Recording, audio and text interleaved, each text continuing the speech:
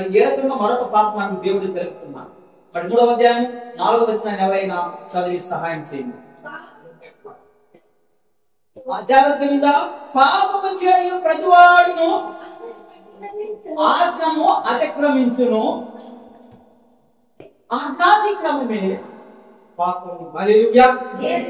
కలుసుకుందాం చిన్న ప్రార్థన. ఈ దినపు వాక్య అంశాన్ని బట్టి లేక ఈ పాయింట్ బట్టి దేవుడు మనందరికీ అందరినీ ఈ యొక్క సన్నిధిలో కూర్చోబెట్టిన స్తోత్రాలు. మరి ప్రభువా ఈ యొక్క వాక్యము మా జీవితాలు సరి చేస్తుంది. ఈ వాక్యమే మనం బ్రతుకుతుంటే లేఖనం సెలవిస్తుంది. ఇంకో ప్రభు ఈ సమయం ముందు ప్రభావం పాపం అనగా ఏమైనటువంటి మాటలు ప్రభా 2వ పాయింట్ గా ప్రభా మేమందరం కూడా తండ్రి మొదటి యోహాను రాసిన పత్రికలోని అయ్యా తన 3వ అధ్యాయము 4వ వచనంలోని మర్మాన్ని ఆ సత్యాన్ని ఇంకా ప్రభావిత పాపం అంటే ఏంటో నువ్వు తెలుపుతున్నది తెలుసుకుంటారు. ఈ యొక్క మాటలోని మర్మాలను ఈ సంఘాన్ని ప్రభావ బలపరచడానికి విశ్వాసం నువ్వు మాట్లాడాలి. అయ్యా చెప్పేది పడి దాసులు నన్ను వరకు పరుచుకుని ఏసునామములో ప్రార్థిస్తున్నాము పరలోకపు తండ్రి. ఆమేన్. ఆజ్ఞాతిక్రమమే పాపం. మీరు చెప్పండి, ఆజ్ఞాతిక్రమమే నేను చదువు మీరు చదువుతా. ఆజ్ఞాతిక్రమమే పాపము. ఆజ్ఞాతిక్రమమే మొదటి పాయింట్ ఏం చెప్తున్నాము? పాపం అనగా ఏమే? వేరేది చేసే తెలిసి కూడా చేయకపోతే పాపం. అర్థమైందా? 2వ పాయింట్ ఏం చెప్పుకుంటున్నాము ఈరోజు?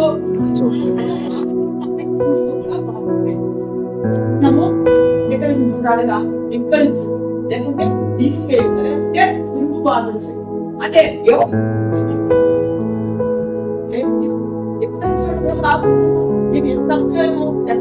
చేసాము ఎక్కడ మీకు పోయినా మనం మీరు అనుకోవచ్చు. నేను ఆజ్ఞాతి క్రమం కూడా ఏమంట? పాపము. ఆజ్ఞను తిరస్కరిస్తే, ఆజ్ఞని ధిక్కరిస్తే, ఆజ్ఞని మీరిపోతే పాపం అని చెప్పడం చెప్పాను కదా. పాపం అంటే ఏదో అన్ని చేస్తేనే ఆరోగ్యం కాదు కానీ వేలని చేసి తెలిసి కూడా చేయకపోతే పాపము.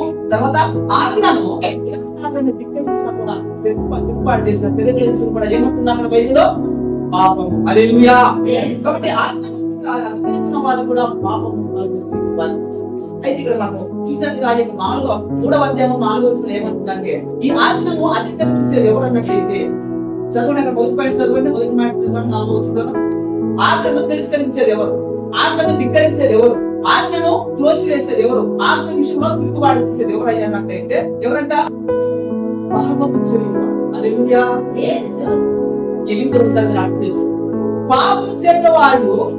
పాపం చేసేవాళ్ళు ఎవరయ్యా అంటే ఆజ్ఞను అతిక్రమించారు. అతిక్రమించేది ఎవరయ్యా అన్నప్పుడు ఎవరు ఆజ్ఞ అతిక్రమించేది? పాపం చేసే వాళ్ళు మాత్రమే ఆజ్ఞను అతిక్రమిస్తారు. ఈ పాయింట్ మీకు అర్థమైందా? పాపం చేసే వాళ్ళు ఎవరు? ఆజ్ఞను ధిక్కరించేవాళ్ళు. మరి ఆజ్ఞను ధిక్కరించే వాళ్ళు ఏం చేస్తారంట? పాపం చేస్తారు. అర్థమైంది కదా? కాబట్టి అజ్ఞాతిక్రమమే. ఈరోజు దేవుని యొక్క మాటగా నిర్మల కాడము 20 అధ్యాయంలో మనకు దేవుడు పదాలు ఇచ్చాడు. ఎన్నాళ్ళు ఇచ్చాడు? చదువుకున్నాం. దేవుడు ఇచ్చిన ఆజ్ఞ. ఈ రోజు మనకు ఆ పాపం అనే ఏకైనటువంటి విషయంలో 2వ మాటగా ఆజ్ఞను అతిక్రమిస్తే కూడా పాపం, ఆజ్ఞను ధిక్కరిస్తే కూడా పాపం అని చెప్పి మనం దేవుడు మాట్లాడుతున్నాం. చూసిన మనం అందరూ కూడా దేవుని ఆజ్ఞించకుండా నడవమని, దేవుని ఆజ్ఞ ప్రకారం జీవించమని, దేవుని మాటకు వ్యతిరేకంగా ఉండొద్దని, దేవుని మాటకు తిరుగుబాటు చేయొద్దని చెప్పి దేవుడు మనల్ని ప్రేమించి అలా ఇశ్రాయేలు ప్రజలైనటువంటి వారికి ఆయన ఆజ్ఞలను అప్పగించారు. ఏం అప్పగించారు? ఆజ్ఞ అనేది అర్థం ఏంటంటే పాటించవలసినవి. ఆజ్ఞ అంటే ఏంటిది? పాటించవలసినవి, ఆ ప్రకారంగా నడుచుకోవలసిన వాటిని ధ్యానం చేయుట. అది ఒకసారి దేవుడు అమలు చేసినప్పుడు అది మరలా ఎవరు కూడా పాటించలేదు. నిర్గమకాండము 20వ అధ్యాయం 7వ ఆజ్ఞ అన్నట్టయితే మరి ఈ ఆజ్ఞలో 10 ఆజ్ఞలు మనకు ఉంటుండగా ఇంకా 10 కాకుండా ఇంకా 9 ఆజ్ఞలు ఉంటుండగా ప్రభుత్వమైన మనము ఇశ్రాయేలులో ఉన్నటువంటి మనము పాపమునకు బానిసలుగా కాకుండా ఉండాలంటే ఈ ఆజ్ఞలు మనం మీరుగుదని చెప్పి వారికి సెలవిస్తుంది. ఈ ఆజ్ఞలు మీరిన వాళ్ళు ఏమంటున్నాడు దేవుడు? ఆజ్ఞలు మీరిన వాళ్ళు ఏమంటున్నాడు దేవుడు? పాపం అంటున్నాడు. ఏమంటున్నాడు? పాపం అంటున్న వారికి పాపం ప్రవర్తించే వారు పాపం చేసిన వాళ్ళు అంటున్నారు. ఇప్పుడు చూద్దాము 20వ అధ్యాయం 2వ చూద్దాం. మొదటి వచనం చదువు.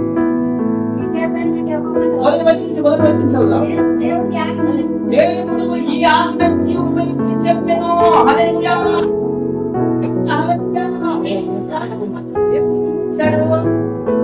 ఈ దినానికి గురించి చెప్పాను, ఆ దినానికి గురించి చెప్పాను. పదార్థం దేవుడు ఇస్రాయేలుకు ఇచ్చాడు. ఓ నా ఇస్రాయేలు ప్రజలారా, నన్ను వెంబడిస్తున్న వారులారా, నన్ను తెలుసుకున్న వారులారా, నన్ను ఆరాధిస్తున్న వారులారా, మా యొక్క రాజ్యానికి వారసైన వారులారా, మీరందరూ కూడా ఈ యొక్క ఆజ్ఞను అనుసరించి నిత్య జీవానికి మీరు మార్గాన్ని కనుగొనని చెప్పి ఆనాటి ఇశ్రాయేలు ప్రజలకు ఇచ్చినటువంటి ఆజ్ఞను కాబట్టి ఆ యాత్రలో దేవుడే ఇవన్నీ కూడా వివరించి చెప్పాడు. ఎవరు చెప్పారు యాత్రలో?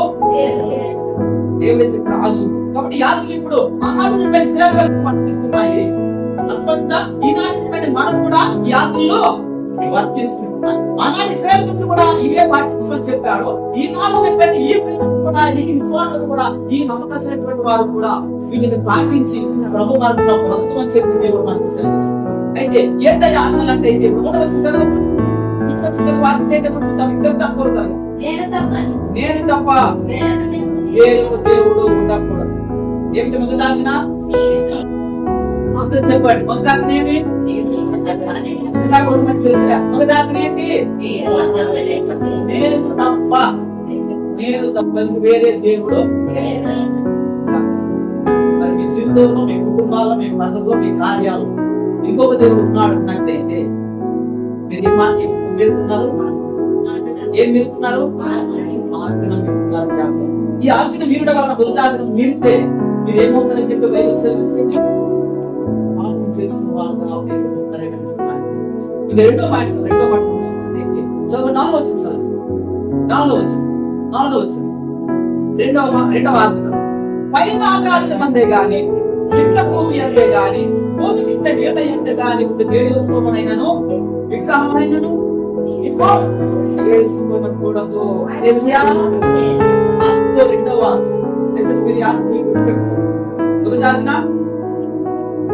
నేను తప్ప వేరే దేవుడు ఉండకూడదు. దేవుడు దేవుడైనా ఉండకు. ఇక దేవుడు కావచ్చు, పంట దేవుడు కావచ్చు, పేరు దేవుడు కావచ్చు, అనుకమ్మ దేవుడు కావచ్చు, ఏ దేవుడు కింద రెండో దేవుడి పైన ఆకాశం చూద్దాం. చాలా మంది దేవుడు ఎంత కాలం పట్టుకుని సూర్యుడు నమస్కారం చేస్తారు. అది దేవుడు కాదు, సృష్టించబడినటువంటిది. హల్లెలూయా. కేవలం దేవుడు కాలమును చూసేమను వెలిగించడానికి దేవుడే దాన్ని సృష్టించాడు. అది దేవత కాదు, దేవుడు కాదు. ఎవరు కూడా దాన్ని దేవతగా దేవుడిగా ఒక్కకూడదు, తలంచకూడదు.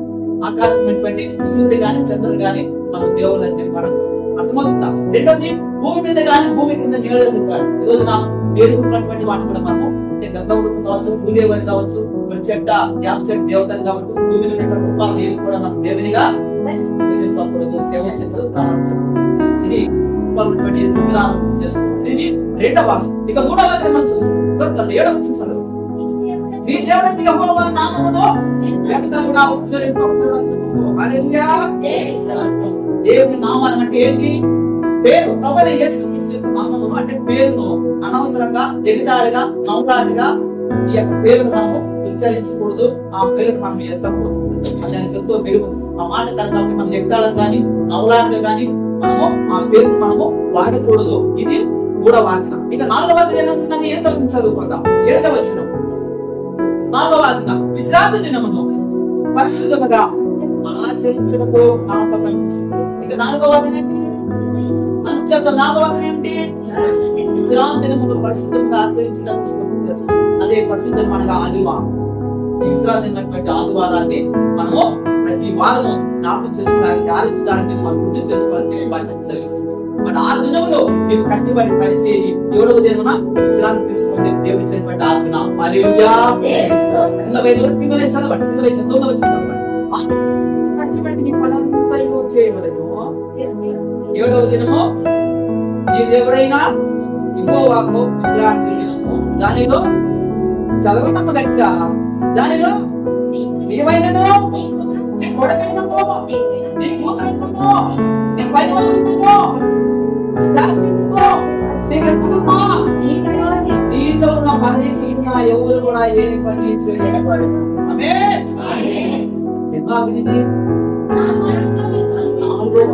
దేవుడు ఇచ్చిన ఆజ్ఞలో 4వ.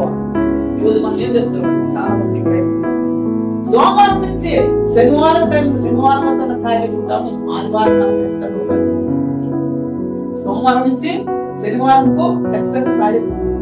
కానీ ఆదివారం వస్తేనే మనం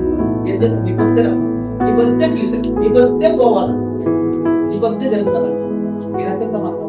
ఆదివారాలు వృధాగా ఉండి, ఆదివారాలు ఖాళీగా ఉండి 7వ దినాన మనం దేవునికి వ్యతిరేకంగా ముందు వాటిలో దినాలు మనం పాటించుకోవాలి. చాలా 4వ వాగ్దానం విశ్రాంతి దినాన్ని మనం పరిశుభ్రంగా పాటించాలి. దేవుడు ఇచ్చినటువంటి నేను 5వ వాగ్దానం కదా 12వ వచనం చదువుకున్నాను. అందరూ కలిసి 12వ వచనం. నీ దేవుడైన యెహోవా నీకు ఇచ్చిన దేశంలో నీకు నీ ఆశీర్వాదం ఎక్కువగా ఉండాలంటే నీ తండ్రిని నీ తల్లిని సన్మానించు. తల్లిదండ్రులైనటువంటి వారు చెప్పేటువంటి కులంలో మనకున్న దేశంలో మనకున్న ఊరిలో మనకున్న కుటుంబంలో మనుషులము మనము ఆవిష్కారాన్ని ఎక్కువగా పెంచుకోవాలంటే ఆహారం తింటే సరిపోదంట, సుఖంగా ఉంటే సరిపోదంట. ఇక్కడ ఒక మెరుగు ఇచ్చాడు, ఒక పాయింట్ రాసి పాయింట్ ఇచ్చాడు. ఒక మనిషి ఆవిష్కారంతో ఉండాలంటే తల్లిని తండ్రిని ఏం చేయమని చెప్పింది ఇక్కడ సన్మానించాడు.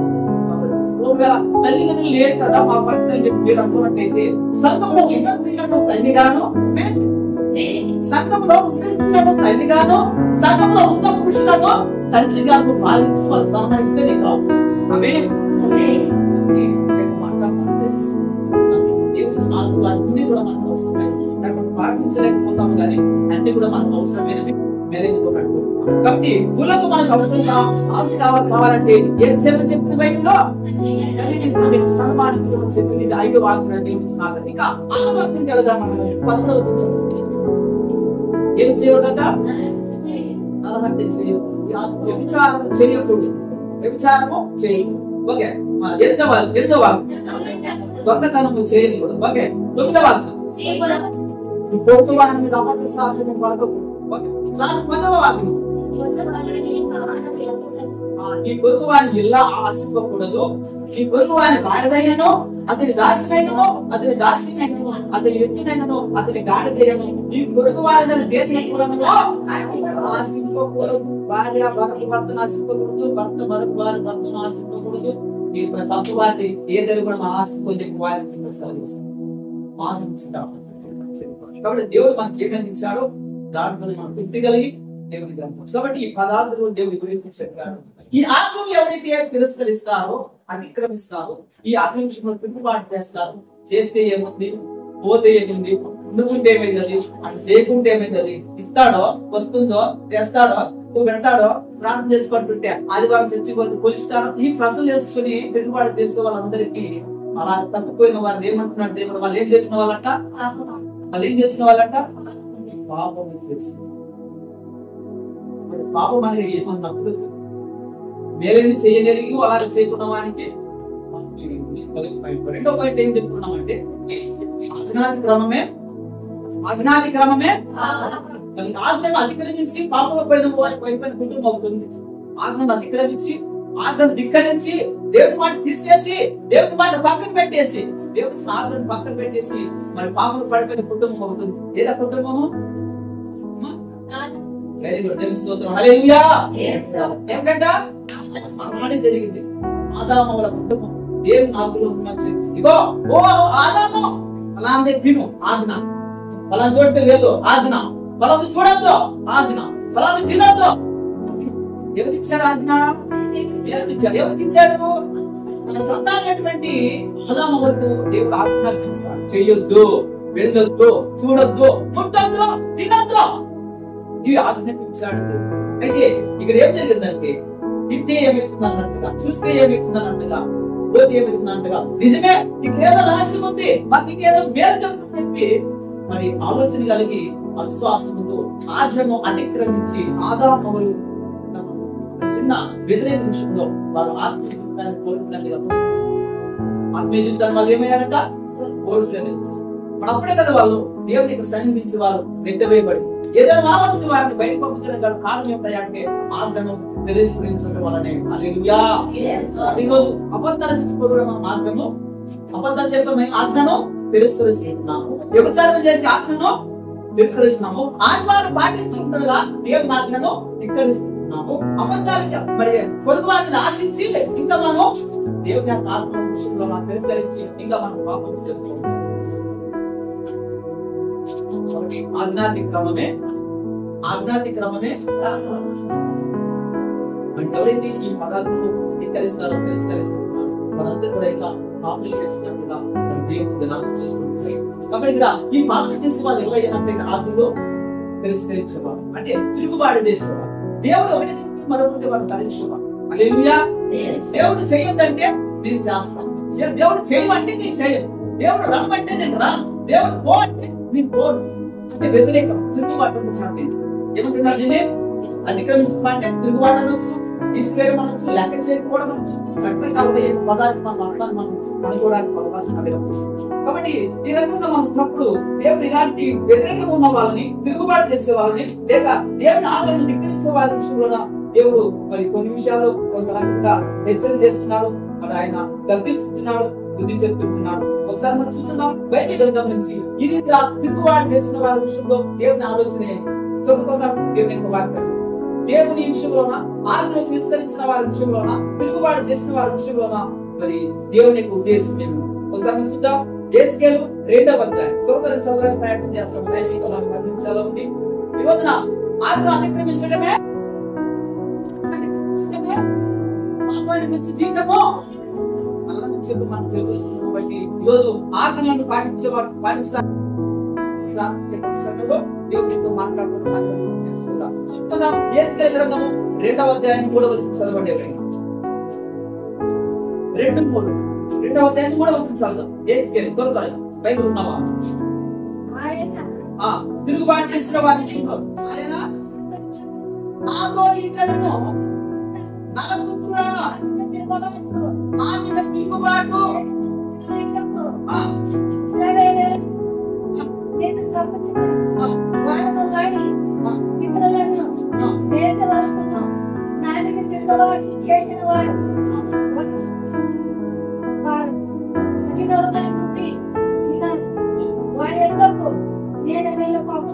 పంపుతున్నా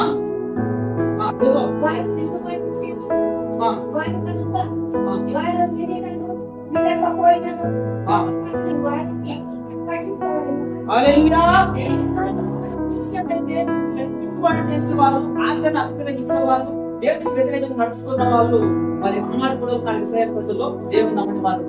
అయితే మరి ఇక్కడ మన చేసినటువంటి ప్రవక్త చేత మరి దేవుని యొక్క ప్రభువారు మరి తిరుగుబాటు చేసే వారి విషయం వాళ్ళు ఏమనుకున్నాడంటే, మనం ఇక్కడ మరి 2వ అధ్యాయంలో 3వ వచనం అదే చదువుగా వింటున్నాను. నేను మళ్ళీ చదువుకుంటున్నాను. ఆయన నాతో ఇచ్చాడు అనగా యేసుగా చెప్తున్న సంగతులు, ఒక సేవకుడు, ఒక బోధకుడు ఆ ప్రజల దృష్టిలో దేవుడు ఏం చెప్పాడు ఆ సంగతి చెప్తున్నాడు.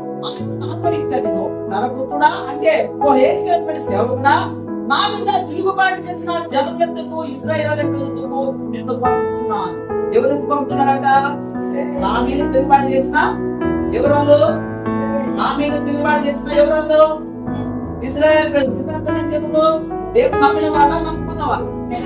Very good. ఇప్పుడు దేవుడు చేసినటువంటి ప్రవర్తనను సేవకుని, బోధకుని వాళ్ళ దగ్గర పంపని చెప్తున్నాం. ఎవరి దగ్గర పంపించిన అంటే నన్ను నమ్మినటువంటి ప్రజల ఇశ్రాయేలు నాకు తిరుగుబాటు చేసే వాళ్ళ దగ్గరకు వెళ్ళమని చెప్తున్నాను. ఇక్కడ చెప్తే ఏమంటే 3వ వచనం చూసినట్టయితే తిరుగుబాటు చేసిన జనులకు ఇశ్రాయేలు ఎందుకు నిన్ను పంపిస్తున్నాను. ఎక్కువ వరకు నా మీద తిరుగుబాటు చేసిన వాళ్ళు. హల్లెలూయా. ఏం చేసిన వాళ్ళంటే వాళ్ళు ఏం చేసిన వాళ్ళంటే వాళ్ళు ఎవరు తిరుగుబాటు చేశారు? ఎవరు? దేవుని నమ్మిన వాళ్ళు వ్యతిరేకంగా తిరస్కరిస్తున్నా, దేవుని తిరుగుబాటు చేస్తున్నా, చెప్పిన ప్రకారంగా నడుచుకోలేకపోతున్నా, దేవుని మాట ఒకటైతే వాళ్ళ మాట ఉండగా ఉంటుంది. అలా మాట్లాడారు. వాళ్ళు ఎక్కడ ఉన్నారంటే దేవుని దృష్టికి వారిను కఠిన హృదయులై ఉన్నారు. ఈ తిరుగుబాటు చేసే వాళ్ళు ఎటువంటి వాళ్ళంట? దేవుడు ఒక పేరు పెట్టారు. దేవునికి వ్యతిరేకంగా నడుచుకున్న వాళ్ళకు, తిరుగుబాటు చేసే వాళ్ళకు, ఆజ్ఞను అతిక్రమించే వాళ్ళకు దేవుడు పేరు ఏం పెట్టాడు? సిగ్గుమాలి. జాగ్రత్త, ఈ మాట నేను అన్నాడు. ఇశ్రాయేలు ప్రజలు తిరుగుబాటు చేసిన వారి విషయంలో ఎవరైతే తిరుగుబాటు చేస్తున్నారో వారికి చెప్పినటువంటి మాట దేవుడు అన్నమాట. వారు సిగ్గుమాలినటువంటి ప్రజలు. ఎవరి గురించి అన్నాడు మాట? అని చెప్తారు. ఎవరి గురించి అన్నాడు మాట? ఇశ్రాయేలు ప్రజలు ఎవరి గురించి? తిరుగుబాటు చేసిన వారి గురించి, అక్కడ అతిక్రమించిన వారి గురించి, ఇంకా వారి పాపలో ఉన్న వారి గురించి, మాట వినుకున్న వారి గురించి చెప్పినటువంటి మాట సిగ్గుమాలిన మాట. అయితే నేను అనుకుంటున్నాను, ఎవరికి ఆత్మ అతిక్రమిస్తున్నావు, ఎవరికి దేవుని విషయంలో తిరుగుబాటు చేస్తున్నావు, వారి విషయంలో తిరుగుబాటు చేస్తున్నావు, సేవకుని విషయంలో తిరుగుబాటు చేస్తున్నారు, సంఘం ఏర్పాటు చేస్తున్నారు అన్నట్టు వాళ్ళు ఎవరంట? చెప్తాం ఎవరంట? చేసే పని అంటే కనిపిస్తావు. సిగ్గు వాళ్ళు చేసే పని అంటే సిగ్గు వాళ్ళు చేసే పని అంటే చేసే వాళ్ళు ఉంటున్నారు, వ్యతిరేకించే వాళ్ళు ఉంటున్నారు, తీసివేసే వాళ్ళు ఉంటున్నారు, వాళ్ళు అతిక్రమించే వాళ్ళు ఉంటున్నారు. కాబట్టి వారికి ఆ పేరు పెట్టాడు. ఇంకా రెండో పేరు పెట్టాడు తెలుసా? ప్రభుత్వం వాళ్ళు ఏర్పాటు చేసే వాళ్ళు దేవుడు మనకు పేరు పెట్టారని వాళ్ళతో వాళ్ళ మనసు కఠినమైపోయింది. కరిగిపోయేటువంటి మనసు లేదు, వినే మనసు లేదు, ఆలోచించే మనసు లేదు, గ్రహించే మనసు లేదు. కాబట్టి వారి మనసు ఏమైపోయిందట? కఠిన మనసు. అయితే ఇక్కడ మనం చూసినట్టయితే కఠినవాడు ఆ యొక్క జంతువులు ఏం చేస్తాడు? కనికరం లేకుండా కఠినంగా శిక్షిస్తాడు. హల్లెలూయా.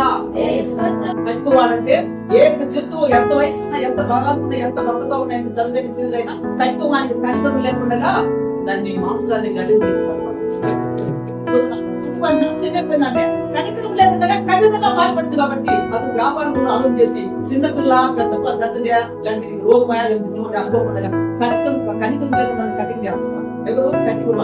అయితే ఈ రోజున కూడా మనం కూడా ఏర్పాటు చేసే వాళ్ళకి దేవుని కార్యాలకు అధికరించే వాళ్ళకి మన హృదయం కూడా ఏమవుతుందంట? కఠినంగా ఉంటుంది. అందుకే సార్ మేము కూడా చాలా ఈ యొక్క మాదకసారి కొత్తసారి ప్రజలు కూడా చాలా నమ్మకమైన విశ్వాసం ఇస్రాయేల్ వారు తిరుగుబాటు చేసే వాళ్ళు కూడా కఠినమైన మనసు ఉన్న వాళ్ళు చాలా అంటే వాళ్ళ మనసు కఠినంగా మారి ఎన్ని రకాలుగా చెప్పినా, ఎంత ప్రార్థన చేసినా, ఎంత ప్రతిమాడినా, ఎంత బుద్ధి చెప్పినా, ఏ పని ఇచ్చి కూడా, ఏ పని సహాయం చేసి కూడా రక్తం చెప్పి పిలుచుకొని దేవుడిని ఎదురుస్తాము సాగిస్తామని చెప్పని కూడా వాళ్ళ హృదయము కఠినంగా మార్చారు. అది అంటే వాళ్ళ మనసు కఠినంగా మరి ఎన్ని చెప్పినా, ఎంత బోధ చేసినా, ఎంత హెచ్చరించినా, ఎంత కట్టించినా, ఏ రకంగా సహాయాలు వచ్చినా, ఏ రకంగా సహాయం తీసుకున్నా వారి మనసు ఏమైపోయిందంట? కఠినంగా ఉందంటే అర్థమైనటువంటి గ్రహించలేని ఆలోచించలేని ఎవరి కొరకు ఈ మాటలు తెలుస్తున్నారు, ఎవరి కొరకు పని చేయమంటున్నాడు, ఎవరి కొరకు రమ్మంటున్నారు, ఏంటి మాట, ఎవరికి పని అనేటువంటి గ్రహించినటువంటి వారు కఠినంగా వాడు ఉంటున్నారు. కాబట్టి వారు కఠిన హృదయం కలిగిన వాడు అంటున్నారు. రోజు కొత్త సమయం లేకపోతే వారు సిగ్గుమైన వారు ఉంటున్నారు. తర్వాత కఠిన తెలుగుగా ఉంటున్నారు. కాబట్టి వారు తిరుగుబాటు చేయవారు కనుక వారు వినను వినుకపోయి చదవన్నమాట. వారు వినను వినుకపోయినను తమ మధ్య తెలుసుకున్నట్లు జరుగుతున్నాడని నీవు వారికి ప్రకటన చేయము. హల్లెలూయా.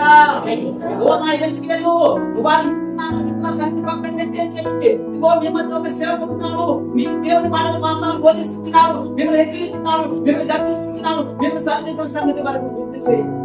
వారు విన్నా సరే వినికిపోయినా సరే ఎవరి గురించి మాట్లాడుతున్నాడు? ఇజ్రాయేల్ ప్రజల గురించి. ఏ విషయంలో మాట్లాడుతున్నారు? తిరుగుబాటు చేసేవాళ్ళు చేసే వాళ్ళు ఎవరైనా ఉన్నారు? కఠిన మనుషులే ఉన్నారు, సిగ్గు వాళ్ళైన వారు. నువ్వు వింటున్నావు ప్రతి ఆదివారం రండి అని చెప్పడం సేవకుని ప్రతి శుక్రవారము దేవుని రండి అని చెప్పడం సేవకుని యొక్క బాధ్యత. ప్రతి బుధవారం కుటుంబ ప్రార్థన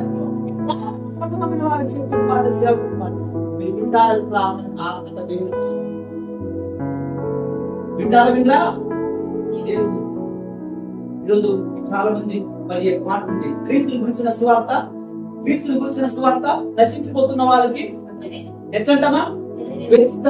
ఈరోజు ఎక్కడో లోకస్తుని కాదు, వెళ్తాము కనిపించేది క్రీస్తు యొక్క సువార్త, క్రీస్తు యొక్క శిలువ, క్రీస్తు యొక్క సత్యము. ఇక్కడ నమ్మిన వారికి ఈ సంఘంలో చాలా మందికి వెరితనంగా ఉంటుంది.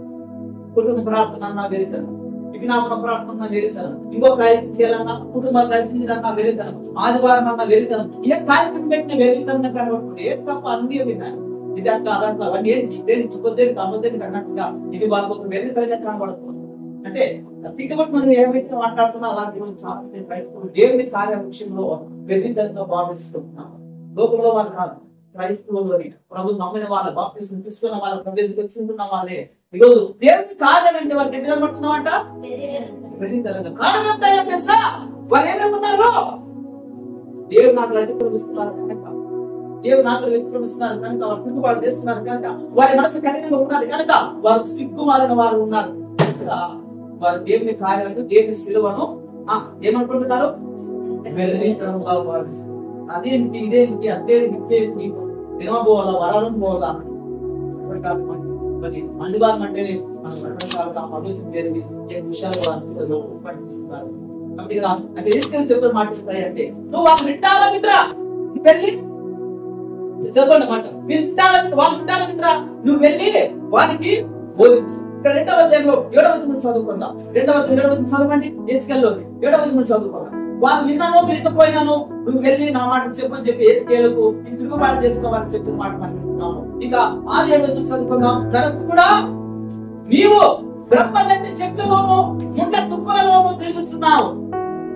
ఉంటున్నారమ్మా ఈ సేవకు చెప్పే మాట ఇస్రాయేల్ ప్రజలంటే నలుగురు ఉన్న వాళ్ళు నా నమ్మిన వాళ్ళు నా ప్రజలు నా కొడుకు ఉన్న వాళ్ళు అయినప్పుడు కూడా వారి హృదయంలో వారి మనసులో వారి ఆలోచన ఎలా ఉంటుందని చెప్పి వారి గురించి మాట్లాడుతున్నాడు. ఇంకా బ్రహ్మదండి చెట్లలోను ముండ తుప్పలలోను తిరుగుతున్నావు. ఇస్రాయేల్ ప్రజలు పోతున్నామంటే ఆ ప్రజలైనటువంటి ఆలోచనలు ఆ ప్రజలైనటువంటి ఆ యొక్క మాటలు ఆ యొక్క చేసేటువంటి పనులు ఎక్కుతున్నామంటే ముందుకు పోతున్నటువంటి మనసు కలిగిన వారి మధ్య ఉంటున్నామయ్యా వయస్కేలు. చదవండి వారంతా మీకు చదవండి.